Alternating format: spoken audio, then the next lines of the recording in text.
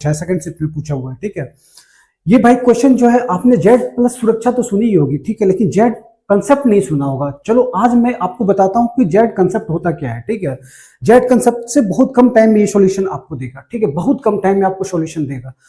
जो कैलकुलेशन मैं करने जा रहा हूं, ठीक है, उसकी भी जरूरत नहीं पड़ेगी अगर आप प्रैक्टिस में आ जाओगे तो, ठीक है। क्वेश्चन क्या दे रखा है कि एक वस्तु की कीमत में 25% की वृद्धि हुई, तत्पश्चात कीमत को 20% घटा दिया गया और फिर 10% बढ़ा दिया गया, तो कीमत में परिणामी वृद्धि क्या है। तो क्या है क्वेश्चन भाई, मैं समझ गए हो कि पहले 25% बढ़ा दिया जाता है, उसके बाद फिर 20% घटा दिया जाता है, फिर 10% बढ़ा दिया जाता है, ठीक है। तो यहाँ पे देखो कैसे करेंगे। यहाँ पे पहले देख लेते हैं 25% का मतलब क्या होता है। 25% का मतलब क्या होता है भाई मेरे, आपको पता है 1/4 होता है ना। 25% का मतलब 1/4, ठीक है। और 20% का मतलब क्या होता है, ये भी आपको पता है। 20% का मतलब होता है 1/5 होता है इसको, ठीक है। सॉल्व करोगे तो 1/5 आएगा। तो इसको दो फेज में ले लो, फर्स्ट फेज हो गया, ये सेकंड फेज हो गया, ठीक है। तो यहाँ पे देखो 25% की वृद्धि हो गई, यानी कि पहले क्या था, पहले 4 था। पहला फेज में हम क्या देंगे, पहला फेज में हम 4 देंगे। तो 25% की वृद्धि हुई, यानी कि वृद्धि कितना है, वृद्धि 1 है ना। ऊपर क्या है, 1 है, तो यानी कि 4 + 1 क्या हो जाएगा, 5 हो जाएगा। अब नीचे आओ, अब देखो यहाँ पे क्या है, पहले क्या है, पहले 5 है ना। पहले क्या है, पहले 5 है, यानी फर्स्ट फेज में क्या देंगे, 5 है।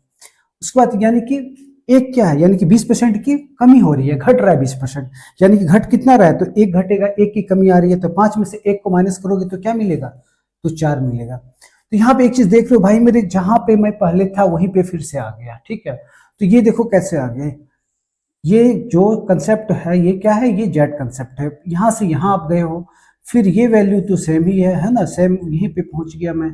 फिर यहाँ पे देखो, यहाँ पे फिर यहाँ से यहाँ पहुंच गया, यानी कि पहले जहां था वहीं पे फिर मैं आ गया। पहले 4 पे था, अब भी 4 पे आ गया, यानी कि जो भी पहले वृद्धि और कमी होगी उससे हमें कोई मतलब नहीं रह गया। ये 25% से भी कोई मतलब नहीं रह गया, 20% से भी कोई मतलब नहीं रह गया। अब सिर्फ मतलब रह गया हमें 10% की जो वृद्धि हुई, जो 10% बढ़ रहा है, सिर्फ उससे मतलब हो गया।